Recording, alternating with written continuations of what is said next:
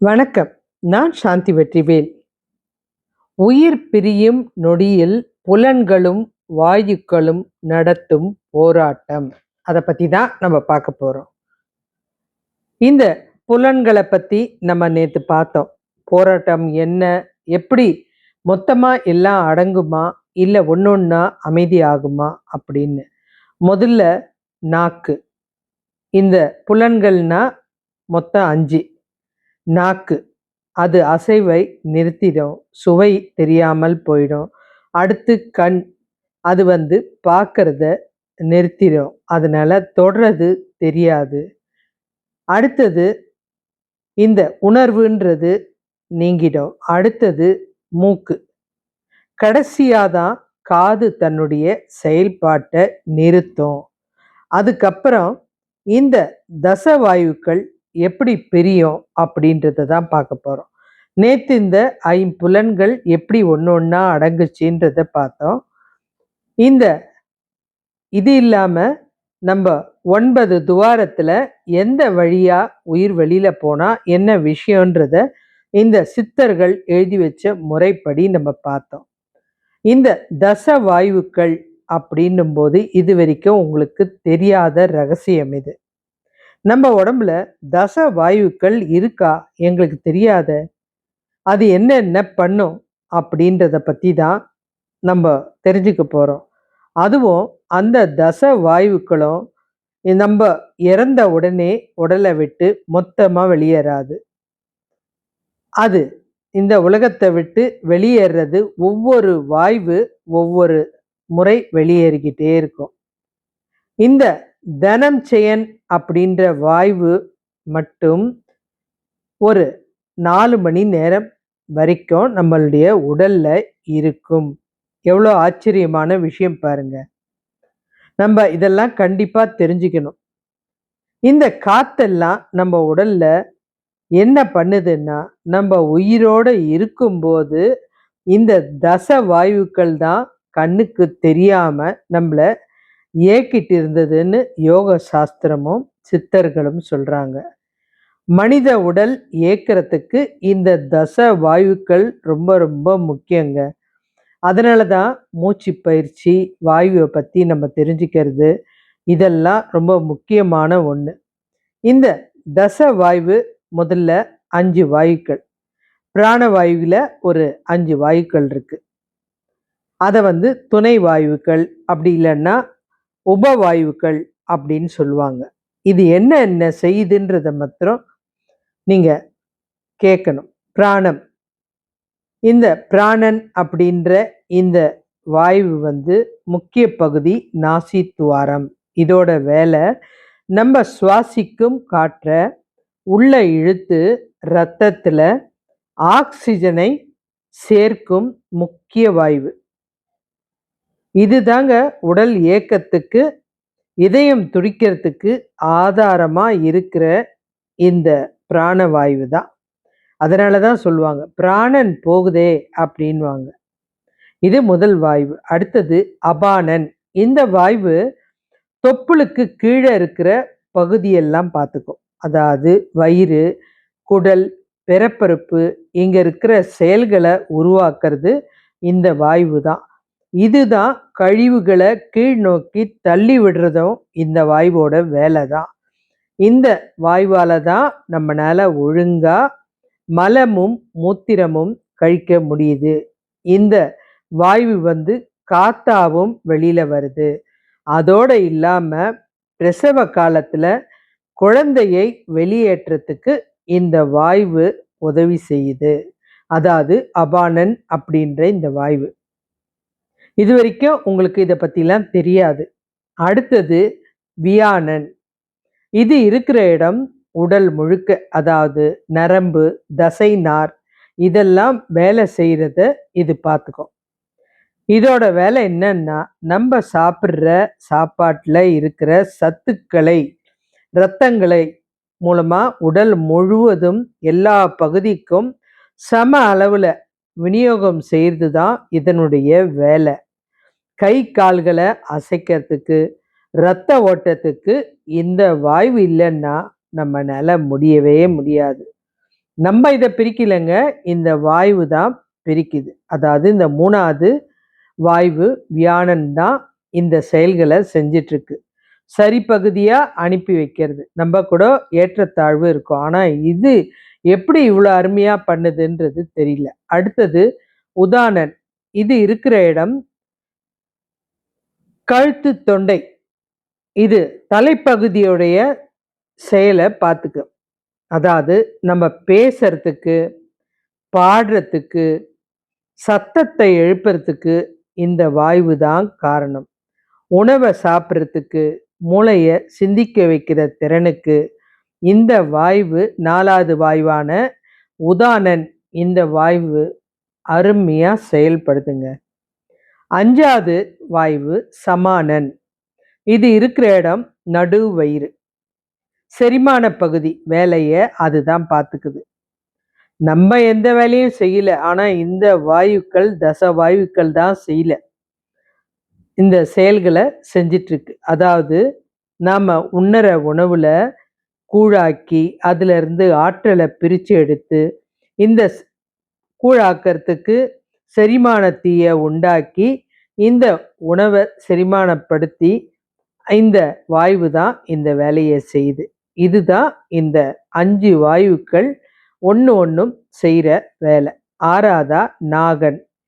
இது தொண்டை பகுதி செயல்பாட்டை, அதாவது ஏப்பம் விடுறது, உடல்ல இருக்கிற தேவையற்ற காற்றை மேல் நோக்கி அனுப்பும். அதுதான் ஏப்பம்.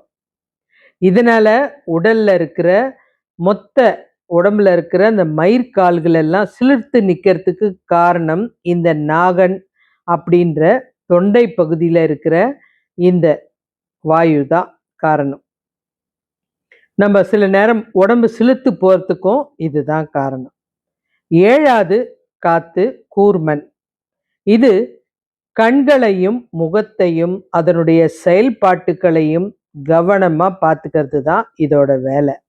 கண்களை அசைக்கிறது, கண்ணில் நீர் வழ வைக்கிறது, கொட்டாவி விடுறது, பார்வை திறனை தூண்டுறது, இதோட வேலை இதெல்லாம் பண்றது தான். கண்ணை எத்தனை வாட்டி சிமிட்ட வைக்கணும், கண்ணில் தண்ணி வர வைக்கணும், உணர்ச்சிகளை தூண்டக்கூடி அந்த கண்ணில் இருந்து நீர் வர வைக்கிறது, இதெல்லாம் இதோட வேலை. இந்த கூர்மனுடைய உன்னிப்பான வேலை. இந்த வாயுக்களுடைய பேர்களை பார்த்தாலே ஆச்சரியமா இருக்குது. 8வது வாயு கிருகரன். இதோட வேலை மூக்கு தொண்டை பகுதி செயல்பாடு. மூக்குக்குள்ள நுழையிற தூசிகளை வெளியேற்றத்துக்கு ஒரு பெரிய தும்பலை உண்டாக்கும். தும்பல் வந்துச்சுன்னா நம்ம எதேதோ காரணம் சொல்றோம். இந்த மூக்குல தூசி அதிகமா இருந்தாதான் இந்த தும்பல் வரும். பசியை தூண்டுறதுக்கு உமிழ்நீரை சுரக்க வைக்கிறதும் இதுதான். அப்பதான் நம்மளுக்கு அந்த உமிழ்நீர் சுரக்கிறதுனால தான் பசின்ற ஒன்னே வரும். இது 8வது வாயு கிருகரன். 9வது வாயு தேவதர்த்தன். அதாவது நமக்கு சோம்பல், அதனால தூக்கத்தை கட்டுப்படுத்தும். பரவாயில்ல, உன்னால பண்ண முடியும்னு எனர்ஜி கொடுக்கும். ஆனா அப்படியே முடியாதுன்னா அது எப்படியாவது உங்களை உடல் சோர்வடையும் போது அதிகப்படியான ஆக்சிஜனை உள்ள இழுக்கும். ஒரு பெரிய கொட்டாவியை வர வைக்கும். எப்படியாவது உங்களை கண்ணை மூடி உறங்க வைக்கும். சண்டை போடும்போது கோவத்தை உருவாக்கும். இதெல்லாம் இந்த தேவதத்தன் பண்ற வேலை தான். 10வது வாயு. இதுதான் மிக முக்கியமான வாயு. தனஞ்செயன். இதுதான் உடல்ல கண்ணுக்கு தெரியாத அமானுஷ்யமான வாயு. மனுஷ வாழும்போது தசை பகுதிகளை எந்த இடத்துலலாம் தடினமாக்குதோ அதெல்லாம் இந்த வாயு பண்ற வேலை தான். அதே மனுஷன் இறந்த பிறகு அவன் உடலை விட்டு இந்த வாயு உடனே வெளியே போகாது.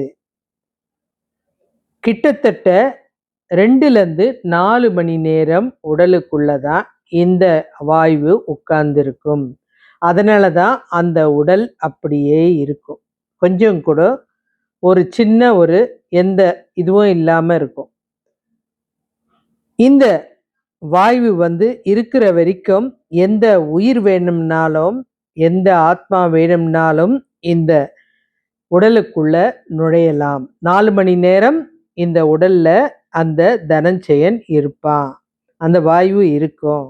அதனால தான் இந்த 4 மணி நேரத்துக்கு பிறகு அந்த ஜனஞ்செயன் போயிடும். அப்படியே போகலன்னாலும் உடலை நம்ம எரிக்கும் போதோ அல்லது புதைக்கும் போதோ அந்த கபாலத்து வழியா வெடிச்சு வெளியில போயிடும்.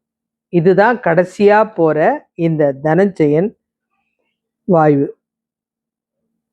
இந்த தனஞ்செயன் என்னென்ன செய்யும் அப்படின்னா, இது 10ஆவதான வாயு. இது கபாலத்து வழியாதான் மொத்தமா உடலை விட்டு வெளியில போகும். அது வெளியில போச்சுன்னா இந்த உடல் அழுக ஆரம்பிச்சிடும், அழுகி போக ஆரம்பிச்சிடும், நாற்றம் வர ஆரம்பிச்சிடும். அதனாலதான் யார் இறந்தாலும் 4 மணி நேரத்துக்கு மேல இந்த உடலை வச்சிருக்க மாட்டாங்க. முக்கியமா காரணம் அது. அடுத்த காரணமும் இருக்கு. இந்த சித்தர்களுக்கு அஷ்டமா சித்திகள் தெரியும்ன்றது நமக்கு தெரியும்.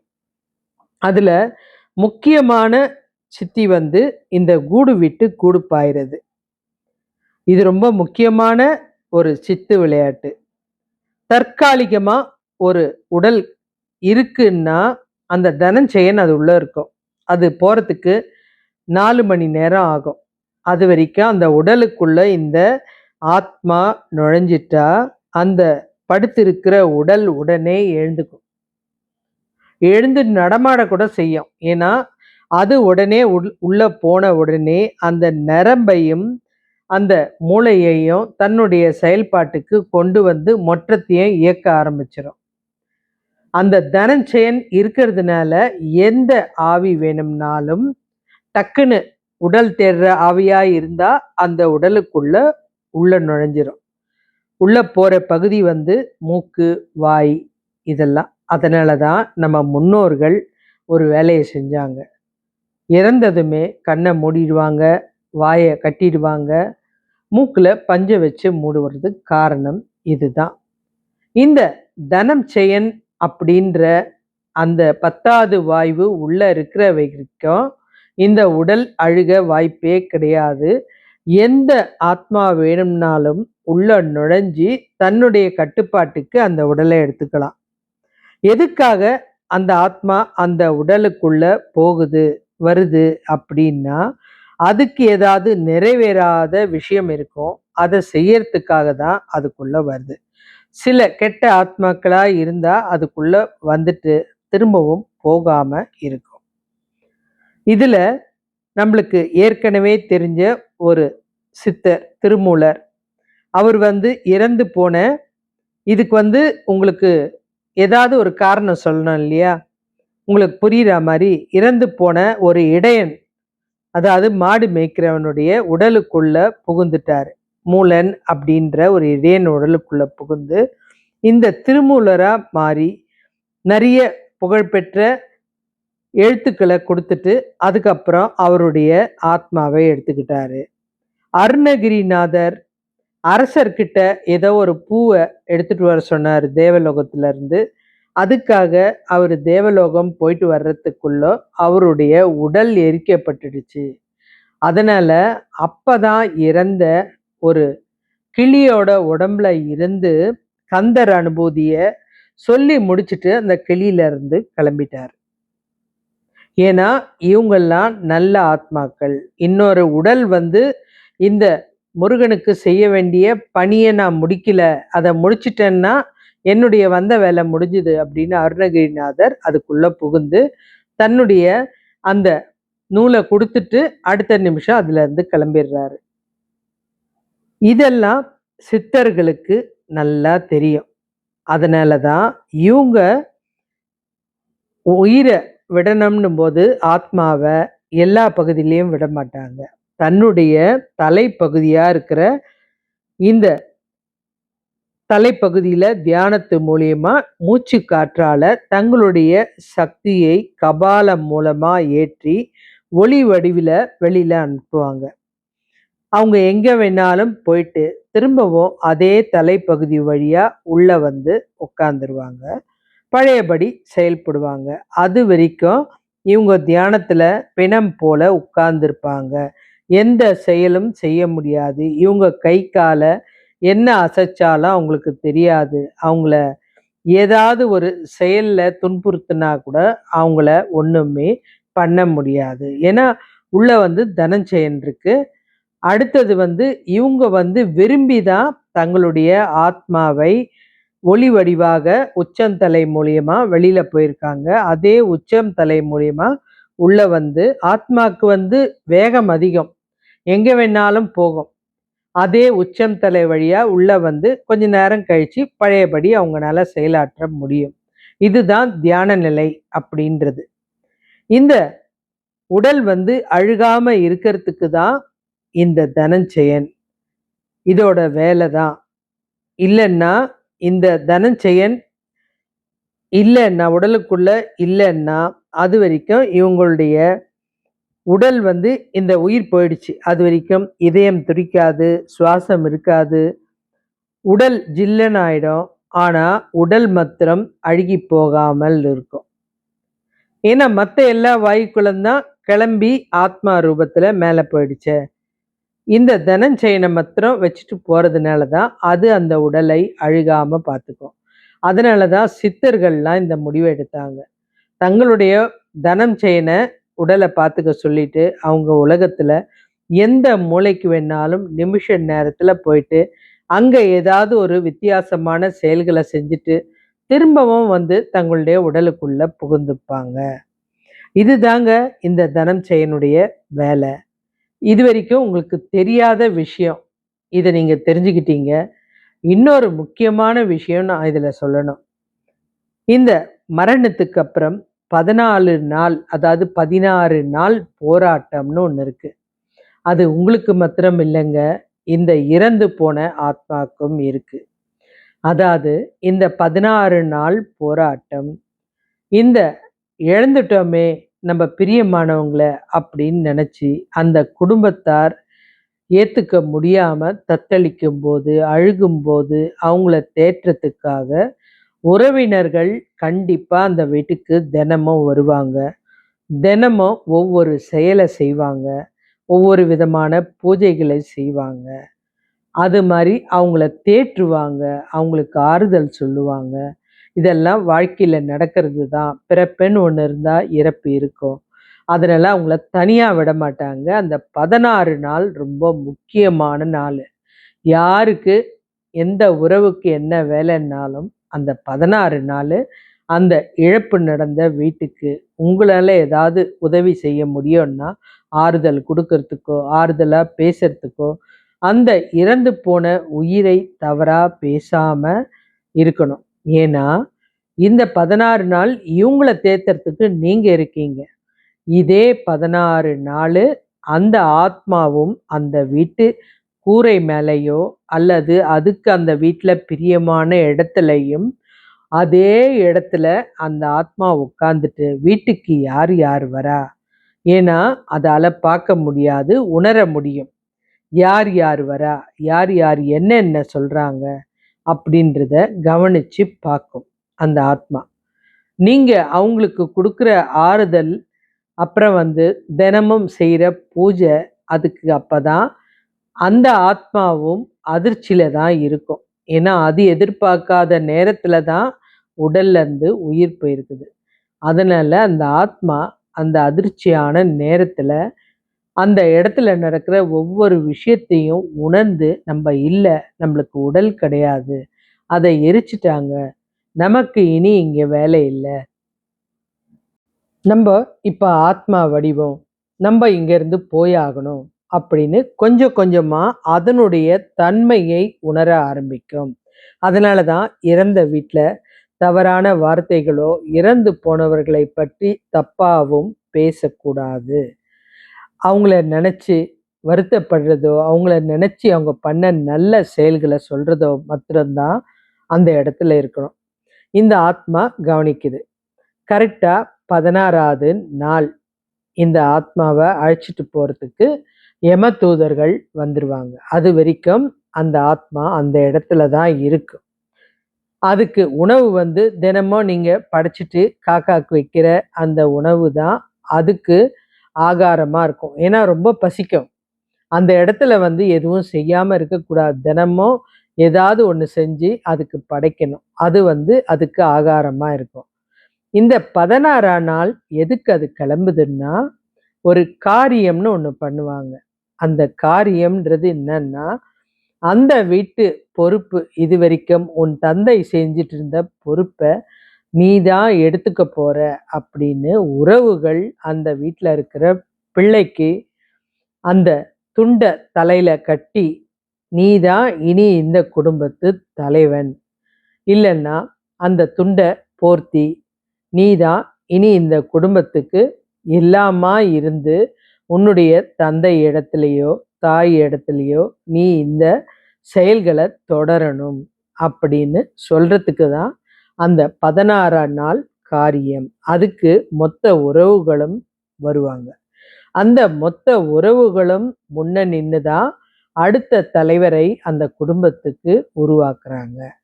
இத பார்த்த திருப்தியோட அந்த ஆத்மா, அதாவது இனி நம்ப செய்ற போற கடமைகள இனி நம்ம குழந்தை பார்த்துக்கும். நம்மளுடைய மனைவி பார்த்துப்பா. நம்மளுடைய பிள்ளைங்க பார்த்துக்கும். நம்மளுடைய சகோதரன் பார்த்துப்பான்.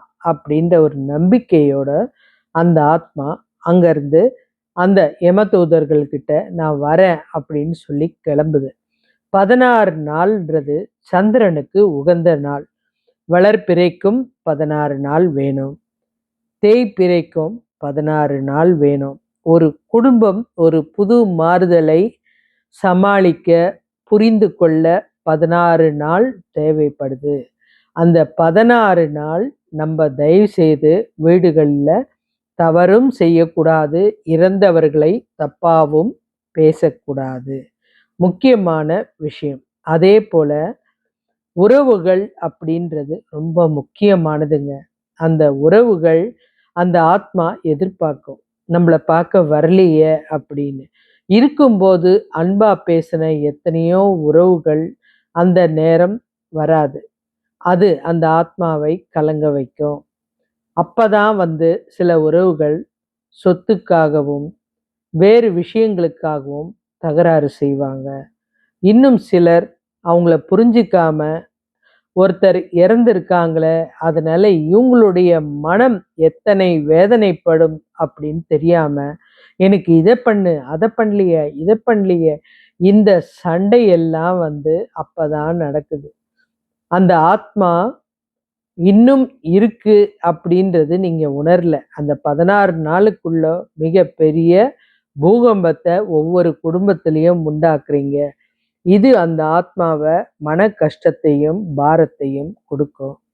அதனால 16 நாள் அமைதியா, நீங்க இறந்தவங்களுக்கு செய்யக்கூடிய கடமையா, உண்மையா வாழ்ந்ததுக்கு சத்தியமா அத நீங்க நிறைவேத்தணும். அது ரொம்ப முக்கியமான விஷயம். அதுக்கப்புறமும் உங்கனால முடிஞ்சா, அந்த வீட்டுக்கு ஏதாவது ஒரு நல்லது பண்ணுங்க. பிரச்சனையா எந்த வீடும் இருக்கக்கூடாது. முக்கியமான விஷயம். ஏன்னா இழப்புன்றது வந்து கடவுள் குடுக்கறது. மனுஷன் தீர்மானிக்கிறது இல்ல. கடவுள் குடுத்த விஷயத்துல நம்ம விளையாடி பார்க்குறோம்.